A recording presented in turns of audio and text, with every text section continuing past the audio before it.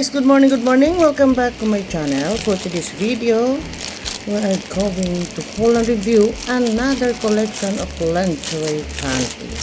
So without further ado, let's begin.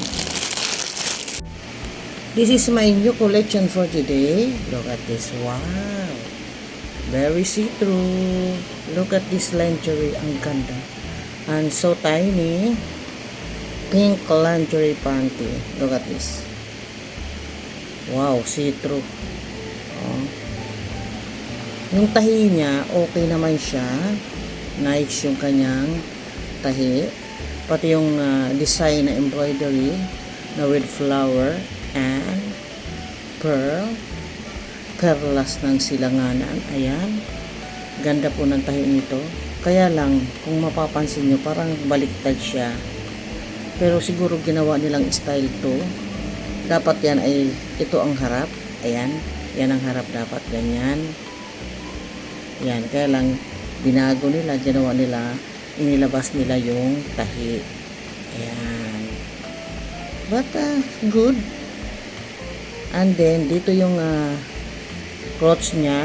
Very tiny din. Sito na. Tiny pa. Tong pa. Meron siyang small amount ng lining na talagang very tiny na bawal kang bubuka-buka. Tingnan mo naman oh.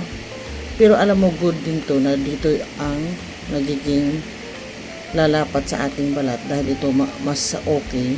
Hindi siya makati o itchy kasi nga ito ay nakalapat ng gusto. Kasi kung ganyan din, minsan itong mga excess na yan, minsan yan din ang nagdudulot ng kati ng ating balat.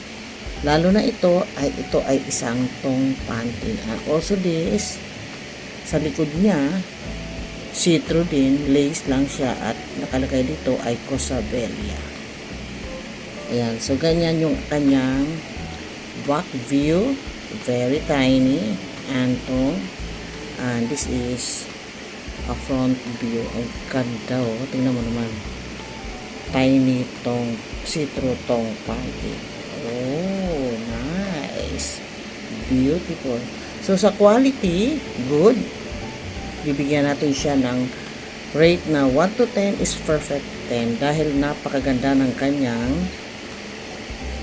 quality sa tahi, the material, yung kanyang lace at lalo dito sa design na embroidered na napakaganda, so sexy and see-through.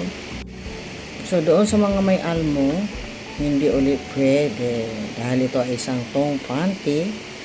But kung kaya rin yung magdala nito, nasa sa inyo yan. So that is for today for our sexy see-through tiny bikini tong panty.